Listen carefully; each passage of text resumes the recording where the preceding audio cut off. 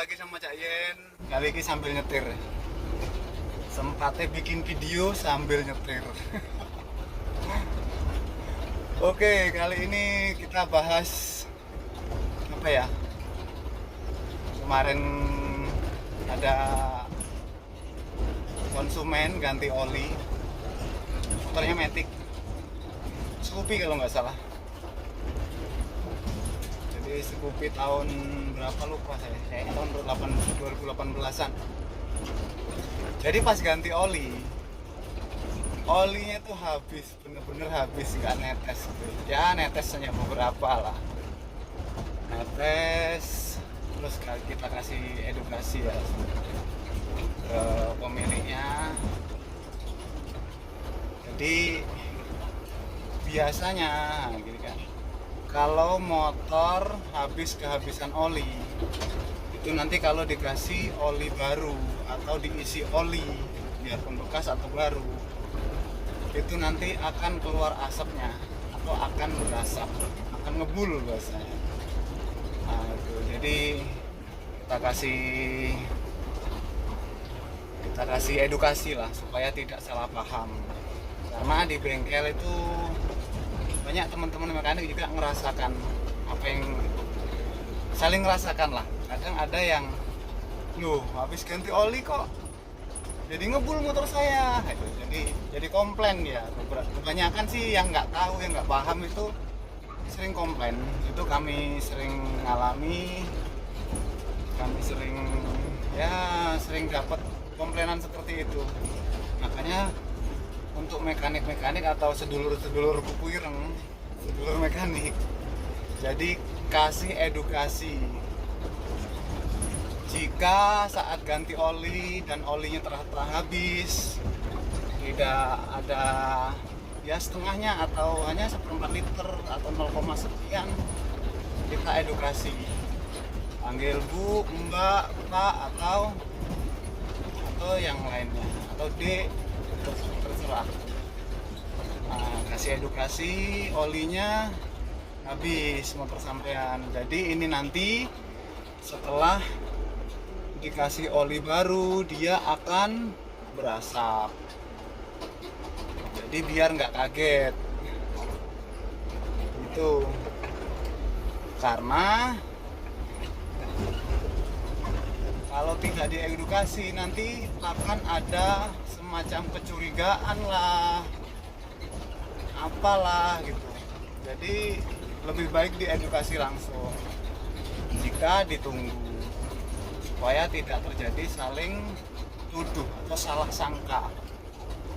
Yang mekanik juga nggak mau rugi, ganti oli hanya berapa ribu ongkosnya. Terus si pemilik motor juga tidak merasa diakal-akalin atau tidak merasa dicurangi. Jadi lebih apa ya, lebih gamblang bahasa Jawa, lebih transparan kita. Jadi saran saya, jika memang teman-teman mekanik satu profesi dengan saya mendapati seperti itu, waktu ganti oli motor konsumen ternyata olinya udah kering, kasih edukasi dulu. Nah, nanti sudah diedukasi, terus biasanya tuh pemilik motornya tuh atau konsumen akan nanya, loh kok bisa mas? Kok bisa jadi berasap? Kenapa? Itu kita harus jelaskan juga secara teknis. Ya, penjelasannya seperti ini. Jadi kenapa setelah kehabisan oli motor 4 tak itu jadi keluar asapnya, jadi ngebul gitu. Bahasanya jadi ngebul. Kenapa jadi ngebul gitu ya? Jadi saat mesin 4 tak atau 4 langkah itu olinya tidak tersalurkan atau tidak kehabisan oli lah bahasa. Jadi ada part-part yang tidak terlumasi, part-part intim malah. Biasanya tuh piston seher, liner. Yang paling sering atau yang sangat vital yaitu piston dan liner atau blok bahasa Indonesia, blok. Gampangnya blok lah. itu dia tidak terlumasi, jadi gores, dia itu akan gores, bahkan jika memang paling fatal ya dia ngejim. Kalau udah ngejim kan ya udah tahu pasti kan, kita nggak perlu jelasin ini udah ngejim kok, datang ke kita udah apa namanya, aduh jalannya gelombang, udah motor udah mogok. Nah itu lebih enak kita jelasinnya. Jadi kembali lagi ya, jadi saat kehabisan oli, mesin patah kita kehabisan oli mesin, maka blok sama piston atau linernya itu akan gores.